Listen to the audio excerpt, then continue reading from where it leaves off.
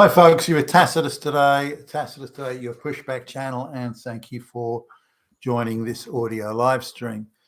In this essay, I'd like to talk about this is the issue of slavery, but going back to the 1840s in the United States. Now, in the 1844 presidential election, that was won by a very narrow margin by James Polk, by the way, there was a candidate that stood for a presidential office, and they were, at the time, one of the best known anti-slavery advocates. And I'm not sure you'd quite call them a firebrand, but they were definitely vocal about slavery.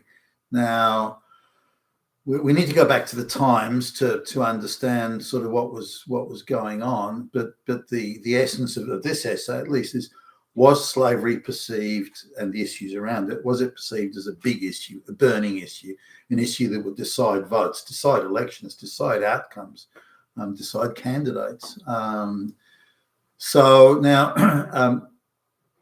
as the Industrial Revolution started to sort of really kick off in earnest, the British held a huge advantage in manufacturing technology at the time.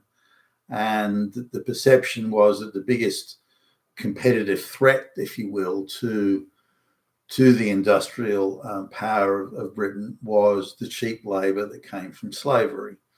Now, the labour isn't per se cheap; it's just you can amortise its cost over, long periods of time. But nonetheless, the view was that in a modern economy, a manufacturing economy, that slavery didn't really have a practical economic place. Now, it depends on in Britain, they didn't have broadacre farming, for example, where it's always difficult to get a labour force to work the land, in particularly broadacre farming, but other farming too. So because Britain didn't have the broadacre farming that, say, the United States did, the wheat fields of the prairies and so on, they perceived or looked at a labour force very differently. We also need to understand and come to grips with something that people struggle with today, is that at the time, slavery wasn't seen as slavery.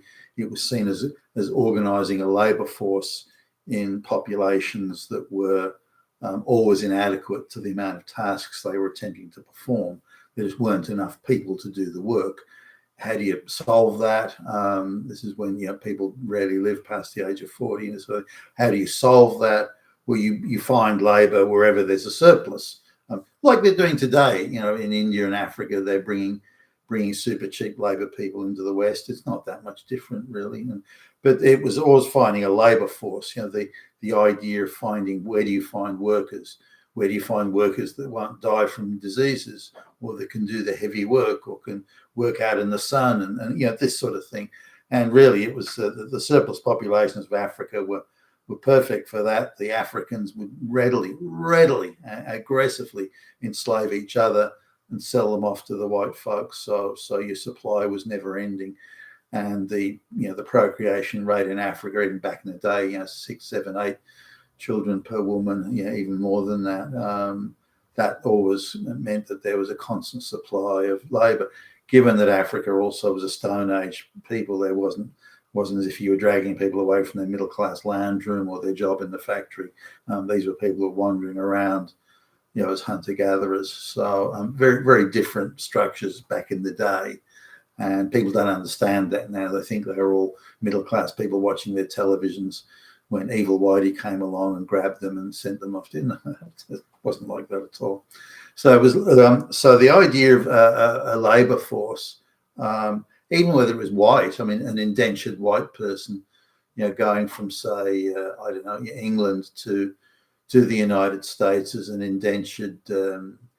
It may have been a tradesman, like, stonemason or something like that, but they had long periods of indenturement, and they had to pay back the cost of their transport out. Slaves didn't have to do that, so they had to pay back. Then they had to pay for their lodging and food and everything. So they're often left with pennies at the end of the week, and it was in many ways given they had to accept legal and financial responsibilities as well as being long-term indentured, then to some extent they're even worse off than the slaves in some areas. So so anyway, there's a candidate. So the British have abolished slavery for reasons that are not as altruistic as is often made out. But now in the northern United States, which is industrializing, not at the same rate as Britain, but it's starting to move along. Again, slavery is seen as, well, why do you need these slaves? The type of agriculture in the area wasn't necessarily suited to slaves working in the operating of machinery and so on.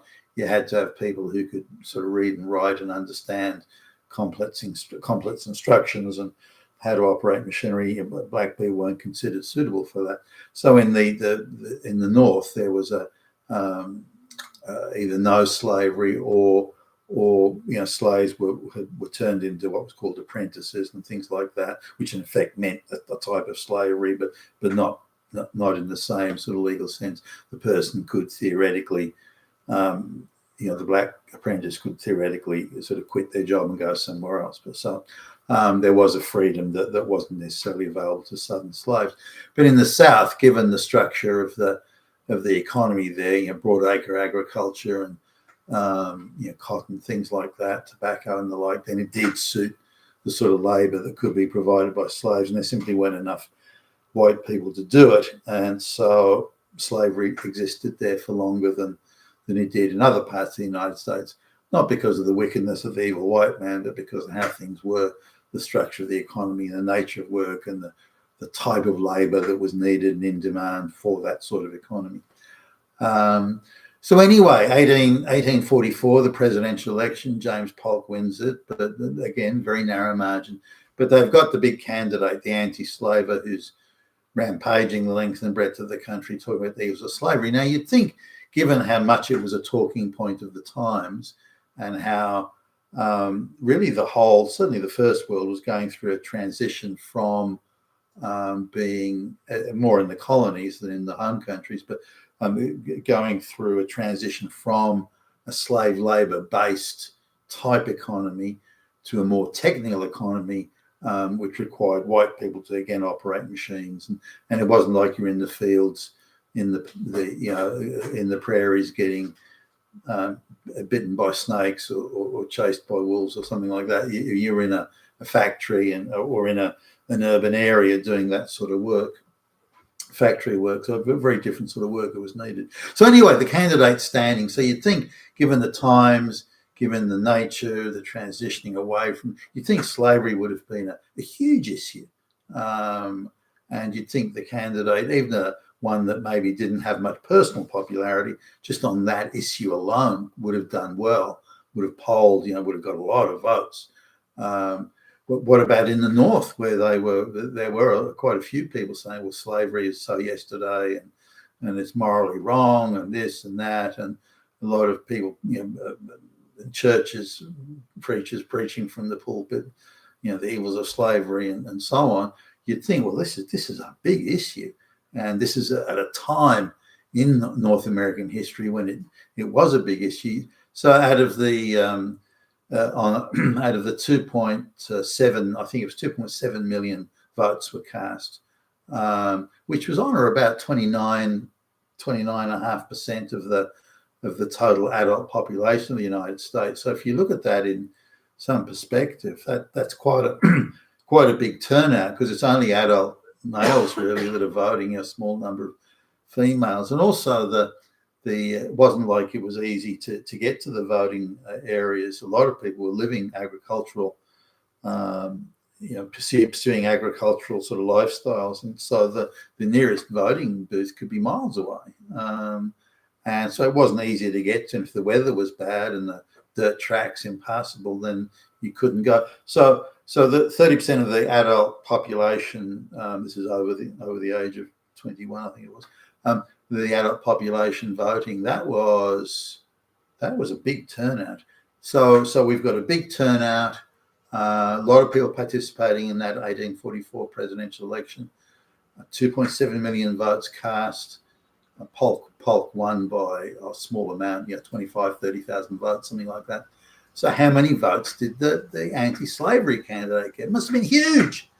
No, in fact, about 2%, or maybe 2.3%, about 2% of the total votes cast were cast for the anti-slavery presidential candidate, 2%. So why was such a huge burning issue, an issue of its time, why was such a huge burning issue resulting in so few votes for the candidate? The reality was that it wasn't a big issue for the time. The sort of economic issues and reasons behind it and these sort of things, sure, it was getting talked about, and some of remember the newspapers were all privately, independently owned, and each one had a different perspective on things. So that there were editorials that thundered about the wickedness and the evils of, but it wasn't the issue that was consuming everyone's attention. It wasn't considered a big fundamental, the world will end tomorrow, we're all going to live or die, things are on a knife edge balance. It didn't figure in that it just wasn't something of that importance. So what? We're moving to an industrial economy for those who've understood that. And most people still lived on the land then, not in the city. At the time, a population of 20 to 30,000 was considered a city in its day, in its time. So the mega populations today of multi-millions and that sort of thing, that didn't even exist then. Wasn't even on the horizon or on the radar. A mega gigacity was maybe 1 million